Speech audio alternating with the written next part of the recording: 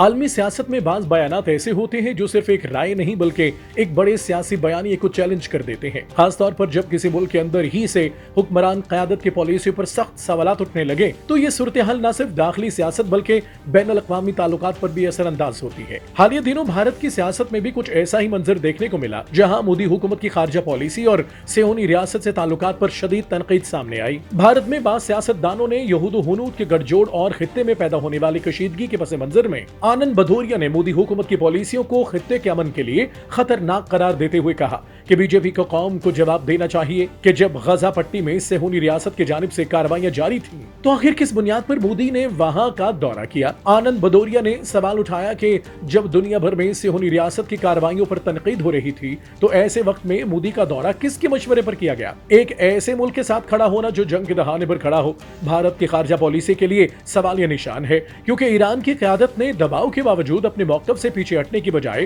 مزاحمت کا راستہ اختیار کیا، اور ایرانی سپریم لیڈر کی استقامت کو سلام پیش کرتے ہیں جنہوں نے اصولوں پر ڈٹ کر موقف اپنایا مگر مودی کی طرح امریکہ کے سامنے جھکنے کا راستہ اختیار نہیں کیا۔ آنند بھدوریا کے اکارڈنگ موجودہ بھارتی حکومت نے ملک کی خود مختاری اور وقار کو نقصان پہنچایا ہے، کیونکہ بھارت کو عالمی طاقتوں کے سامنے جھکانے کی پالیسی اختیار کی ہے جسے ہرگز قبول نہیں کیا جا سکتا۔ بھارت کی اندرونی سیاست میں اٹھنے والی یہ آوازیں اس بات کی نشاندہی کرتی ہیں کہ مودی حکومت کی خارجہ پالیسی اور اس کے عالمی اتحاد اب خود بھارت کے اندر ہی بحث کا موضوع بن چکے ہیں۔ سوال یہ ہے کہ کیا یہ تنقید محض سیاسی اختلاف ہے یا واقعی ایسی پالیسیوں کی عکاسی کرتی ہے جو خطے کے امن اور استحکام پر اثر انداز ہو رہی ہے، کیونکہ عالمی سیاست میں کیے گئے فیصلے ہمیشہ اپنے اثرات چھوڑ جاتے ہیں۔